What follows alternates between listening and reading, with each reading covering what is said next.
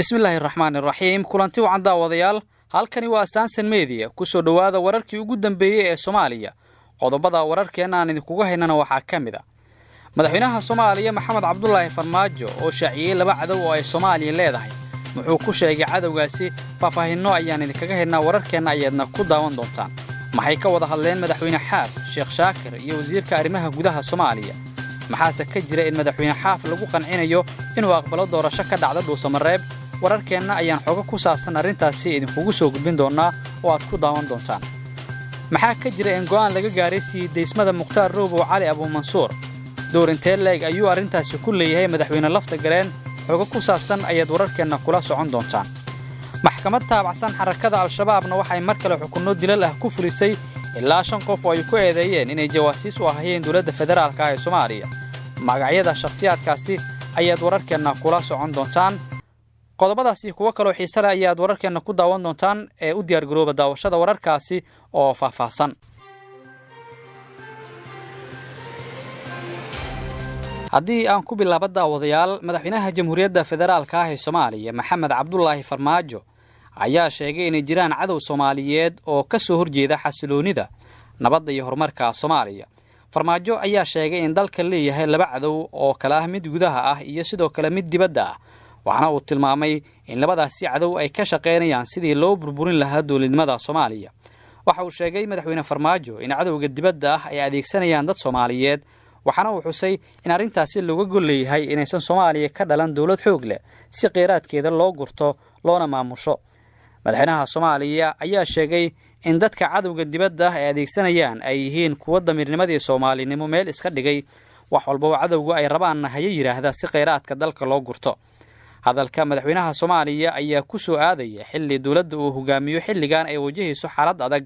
oo dhinaca amniga ah iyo sidoo kale gadood ka dhashay ciidanka militariga Soomaaliya oo ka soo baxay qaar ka mid ah furumaha dagaalka dhinaca iyo magaalada Dhuusamareebna waxaa faahfaahinno ka soo baxayaan kulan Dhuusamareeb markaasi ay ku yeelanayaan madaxweyne Xaaf Sheekh Shaakir iyo sidoo kale wasiirka arrimaha gudaha Soomaaliya waxaana wararka qaar ay sheegayaan in madaxweyne Xaaf lagu qancinayo inuu aqbalo doorasho ka dhacda Dhuusamareeb waxaa magaalada Dhuusamareeb ee xarunta maamulka Galmudug maanta gaaray wasiirka arrimaha gudaha xukuumadda federaalka ah ee Soomaaliya Cabdi Maxamed Sabriye iyo sidoo kale wafdu hogaaminayay wasiirka waxaa garoonka diyaaradaha ee magaalada Dhuusamareeb ku soo dhaweeyay madaxweynaha maamulka Galmudug Axmed Ducaale Geelle Xaaf iyo madaxa xukuumadda Sheekh Shaakir Cali Xasan waxaa la filayaa in magaalada Dhuusamareeb ay wada hadallo ku yeeshaan wafdiga dawladda federaalka iyo maamulka Galmudug waxaana inta badan wada hadalladan ay noqon doonaan sidii loo xallin lahaa khilaafka maamulka Galmudug dawladda federaalka ah ee Soomaaliya ayaa ka soo horjeeda muddo kororsiga madaxda maamulka Galmudug waxaana ay dawladdu doonaysaa in sida mas'uuliyiinta ka tirsan dawladdu sheegeen sanadkan bartamihiisa la qabto doorashada baarlamaanka iyo sidoo kale hoggaanka maamulka Galmudug warar dheeraad ayaa ka soo baxaya siideynta Mukhtaar Roobo Cali Abu Mansuur iyadoo arrintaasina la sheegayo in door mug leh uu ku leeyahay madaxweynaha Koonfur Galbeed Cabdicasiis Xasan Maxamed lafta gareen wararka aan ka helayno magaalada Nairobi ee dalka Kenya ayaa sheegaya in shir looga hadlayay sidii loo siideyn lahaa Sheekh Mukhtaar Roobo Abu Mansuur ay ku soo ilaatay magaalada Nairobi shirkaasi waxaa ka qayb galay madaxweynaha Koonfur Galbeed xildhibaano ka soo jeeda deegaanada Koonfur Galbeed iyo mas'uuliyiin kala duwan sida xubno ka tirsan odayaasha dhaqanku ay sheegeen wararka aan helayno ayaa sheegaya in wasiiro hore xubno ka tirsan IGAD iyo musharaxiintii u tanaasulay Mukhtaar Roobo ay shirkaasi ka qayb galeen waxaana sidaasi xaqiijiyay Malaaq Cabdi Maxamed Isxaaq oo qaraabo dhaweeyeen Mukhtaar Roobo Abu Mansuur Malaaqa ayaa sheegay in wasiirka hore ee maaliyadda Soomaaliya Maxamed Aadan Farkeedi iyo xubno kale ay gubjoog ka ahayeen shirka oo lagu heshiiyay in lagu sii daayo Mukhtaar Roobo isla markaana xubnaha heshiiska gaaray ay imaan doonaan magaalada Muqdisho Malaaqa ayaa sidoo kale sheegay in shirkaas uu qadka taleefanka uga qayb galay ra'iisul wasaaraha dalka Mudane Xasan Cali Khayre dawladda Soomaaliya ayaa bishii December ee sanadkii hore Mukhtaar Roobo ku soo xirtay magaalada Baydhabo ee xarunta gobolka Baay dhinaca iyo al-shabaabna maxkamad taabacsan al-shabaab ayaa mar kale waxay xukunno dilah ku riday ilaa 5 qof oo ay ku eedeeyeen inay jawaasiis u ahaayeen dawladda Soomaaliya toogashadan oo ka dhacday meel fagaara ah oo ku taala deegaanka Yaaq Baraawe ee gobolka Baay ayaa waxaa ka soo qayb galay boqolaal ka mid ah dadka halkaasi ku nool al-shabaab waxay sheegeen in 5 nin ee lagu eedeeyay inay basaasiin u ahaayeen dowladda federaalka Soomaaliya ay ka hor qirteen maxkamadda dambiga lagu soo eedeeyay. qaadiga maxkamadda Al-Shabaab ee deegaankaas ayaa xukunka 5 qof uga dhawaaqay fagaaraha ay toogashadu ka dhacisay. magacyada 5 qof oo ay Al-Shabaab toogteen ayaa lagu kala sheegay Aadan Muudey Maxamed, Ayuub Xasan Maxamed, Maxamed Isxaaq Xasan, Maxamuud Cabdi Isxaaq iyo sidoo kale Cabdi Maxamed Isxaaq. maahan markii ugu horeysay oo deegaano ka tirsan gobolada Baay iyo Bakool ay ka dhacaan xukunno dila oo lagu fulinayo dad ay shabaabku ku eedeeyeen inay jawaasiis u ahaayeen dowladda federaalka ah ee Soomaaliya iyo sidoo kale dowlado kale. faahfaahinno kala duwan ayaa ka soo baxaya dadaalo lagu doonayo in lagu xalliyo dagaal beeleed ka dhacay deegaan hoos yimaada degmada Cadale ee gobolka Shabeellaha Dhexe. waxaana dadaaladaasi ku oolan odayaasha dhaqanka ee deegaanka iyo sidoo kale madaxda dowlad goboleedka Hirshabeelle.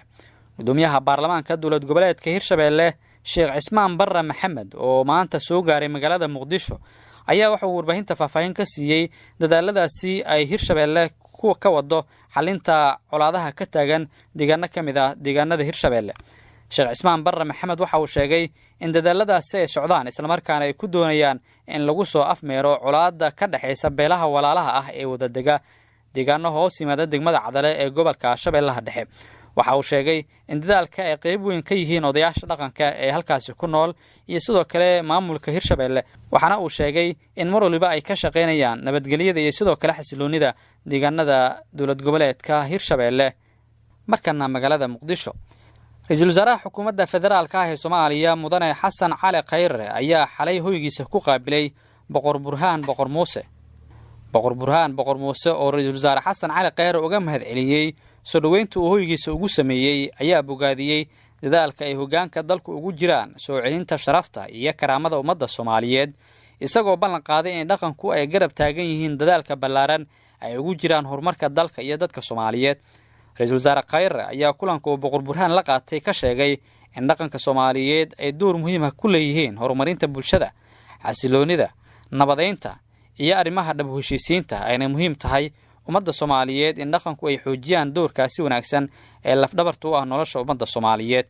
faahfaahinno kala duwan ayaa ka soo baxaya qarax maanta ka dhashay magaalada Muqdisho, waxaana qaraxaasi uu geystay khasaare. waxaa qarax gaari lagu soo xiray uu ka dhacay isgoyska Taleex ee magaalada Muqdisho, waxaana qaraxan ka dhashay khasaare isugu jiray dhimasho iyo dhaawac. sida aan wararka ku helayno, waxaa qaraxa la sheegay inuu ahaa mid gaari lagu soo xiray, waxaana gaariga qarxay daba socday gaadiid shacab ah, gaar ahaan gaari hoomey ah oo la sheegay in waxyeello ay soo gaartay. ciidamada booliska Soomaaliya ayaa xiray goobta uu qaruxu ka dhacay, waxaana halkaasi laga qaaday dadkii waxyeelladu ay ka soo gaartay qaraxa ka dhacay magaalada Muqdisho. guud ahaan daawadayaal saaxiibayaal intaas ayaan ku soo gabagabeynayaa wararkii ugu dambeeyay ee Soomaaliya oo aad kala socoteen Astaansan Media. inta warkankiisa xiga aan ku kulmi doono dhamaanteen waxaanu idinkaga tegaynaa sidaas nabadgelyo. wassalaamu calaykum waraxmatullaahi tacaala wabarakaatuh. ha hilmaamin inaad subscribe dhahdo channelkan si aad u hesho wararkii ugu dambeeyay ee Soomaaliya.